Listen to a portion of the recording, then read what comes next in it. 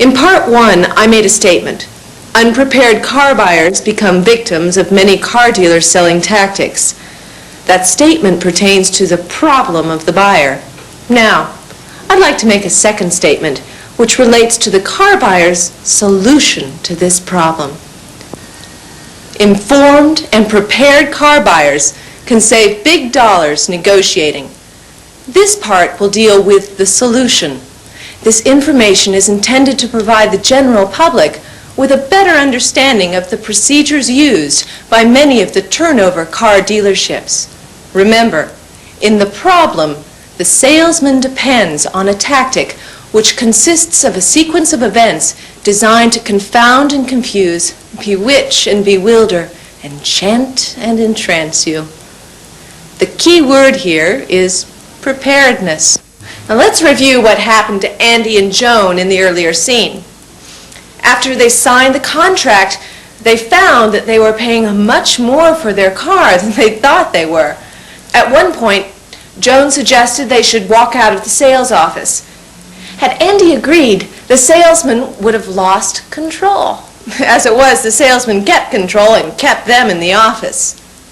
The wife is the one factor the salesman fears most. Morning, folks, this is Al Fullis, your friendly car dealer. This weekend only, we have all these latest model cars which we overbought, and we must get rid of them over this weekend. Just look at these prices, all just $88 below factory invoice price, loaded with stereo, air conditioned, reclining seats. Hurry on down while they last. We must clear our inventory this weekend. We don't care if you've been bankrupt, in jail, on the run. We are not like other places that embarrass you because you have bad credit. Maybe we should try it on him. I'd be embarrassed to see the scene with him. I think we've bought every paper that has cars advertised. Well, it's the best way to get a feel for the marketplace. Yeah, it's a good way to compare prices. Oh, here, look. This one looks like something that we've been talking about. How much? Well, it's priced around $15,000. And look, it says convenient monthly payments with a down payment. That doesn't seem too hard to handle. You didn't read the fine print. 18% APR on approved credit. What's APR? Annual percentage rate. Right. Learn everything you can about interest rates and monthly payments. Find out first if you can afford the monthly payments. Car buying is complicated enough as it is. Car buying is a verbal game, a costly game for the unprepared. Nothing is in writing until you sign on the dotted line. What has been said may not be the same as what is contained in the contract. In part one, we watched Andy and Joan walk into this dealership unprepared and buy a car. Now we're going to turn back time and watch them approach the same dealership, only this time they are prepared and ready to compete with the best of them. I am so glad we figured out in advance how we could afford a new car. It makes me feel so much better about going through with this. Let's go for it. Right. And you got your monkey wrench? You bet. Well, hi there, neighbors. My name's Bob Clark. What type of car are you folks looking for today? Mid-size. Well, how about this little baby right here? Just went on sale this morning. How much were you folks planning to spend? We haven't decided yet. Right. What is the cost of this little baby? Is that your trade-in out there? Oh, yes, that's Old Faithful. Do you know, it's been like a friend for years. I just hate the thought of parting with it. Well, let me ask you this. If I could put you in a brand new car for, say, around 14, which between you and me is a real bargain, would you be willing to buy today? In fact, I think your husband really likes this one. You like the color? What kind of mileage does this one get? Around 18. How about air conditioning? Does that cut into the mileage? Well, yeah, a few, but then air conditioning's a luxury. You know, you are so right. I was just telling my husband the other day that we ought to start doing without so much luxury. Smaller cars are so much more realistic. Yeah, but a compact car is not nearly the car that this baby is. Are you folks in the market to do business today? Well, you know, I wanted to ask you, does your offer on the air conditioner still hold? Offer? Well, when we were here before looking for the right car, you said that you'd give us half off the air conditioner price. I don't recall saying anything about that price on the air conditioner. Isn't this your business card? See, I wrote right there on the back.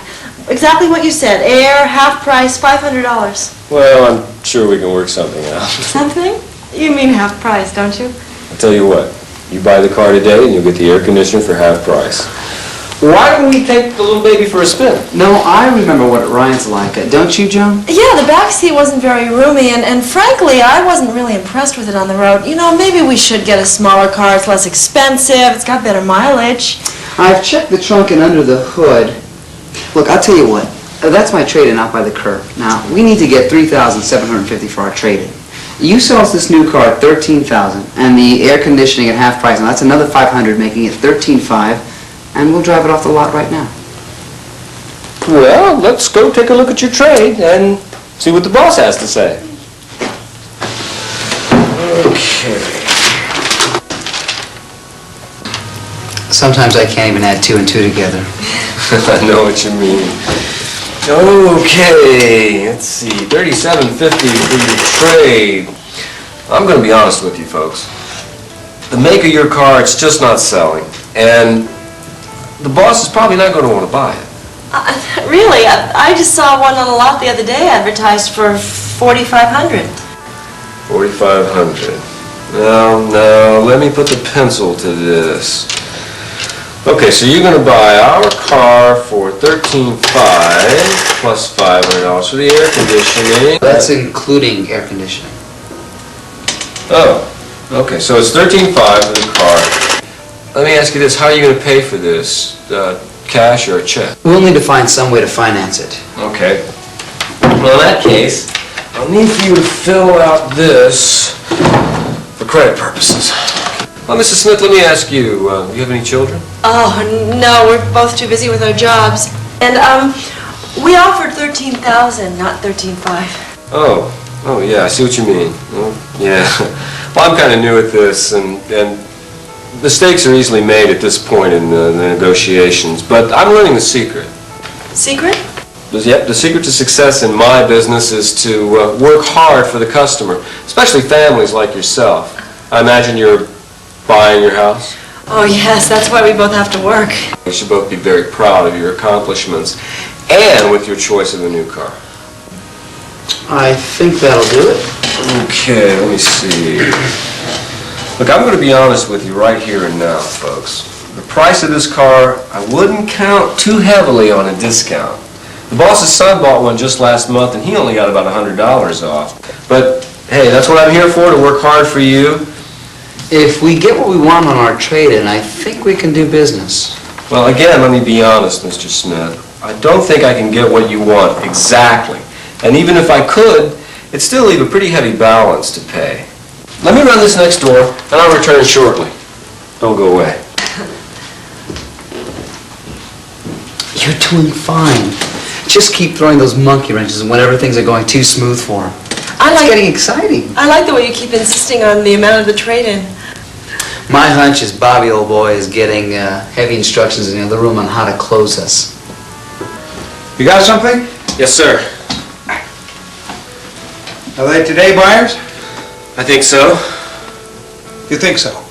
Do you have any down? No. Do you have any holding money? No, but they have their car out there, and they're ready to trade. I think they're today buyers. Well, I'm not going to stop trading until you get me some money. So you get out there and get me some money. Yes, sir.